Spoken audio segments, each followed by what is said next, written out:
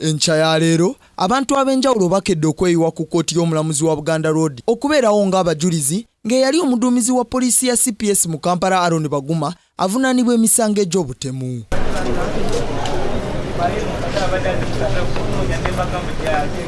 Era zigenze okuwera ssaawa 3 n'eddakiika ezigwamu basi y'amakomera n'etuuka. Wabula abasibe bagenze okuvaamu bonna nga Aaron Baguma taliiko.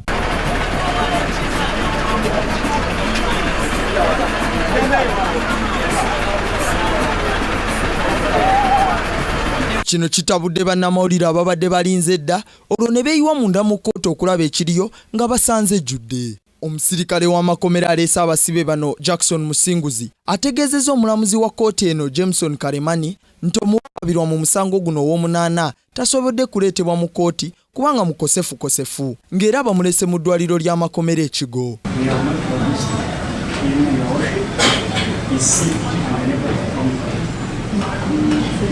Kyokka ategeezezza ng'abalala bavunaanibwa nabo okuli Oduku Shaban, Kitayimbwa Yoweri ne Damasen Sentongo bo bwe babadde babaleese. Wano omuwaabi wa gavumenti Jonathan Muwaganya yeeyambisizza akakisa kano n'asaba kkooti emwongereyo akadde basobole okwongera okunoonyereza n'okukola ku mpapula z'omusango guno kubanga ne Baguma abadde taleeteddwa. Omulamuzi Karamani akkiriza okusaba kuno wabula n'alagira ekitongole ky'amakomera okuleeta Baguma mu kkooti avunaanibwe oluvannyuma lw'omuwaabi wa gavumenti okusaba. Abasirikale ba poliisi bangi ku maddaala ag'enjawulo babadde baze mu kkooti okubeerawo nga munnaabwe avunaanibwa naye tekisobose.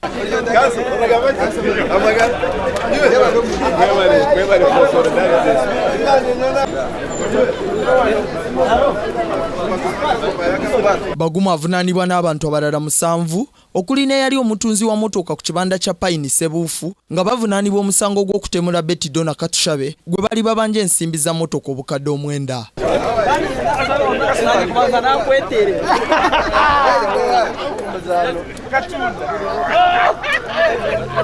Nera nate yaliko omuduumizi wa poliisi wano mu Kampala Aaron Baguma talabiseeko mu kkooti olunaku lwa leero kubigambibwa nti abadde mulwadde muyi. Wano omulamuzi abadde mu mutambo gy'omusango guno Jameson Karamani walagidde omusango guno gwongezebweyo mpaka ennaku z'omwezi nga 6 wabula n'agamba kabe Katonda kabe lubaale Aaron Baguma alina okuleetebwa mu kkooti oba mulwadde oba si mulwadde. Stephen Tugarugayo, Kingdom TV, amalindirire. This is Kingdom TV.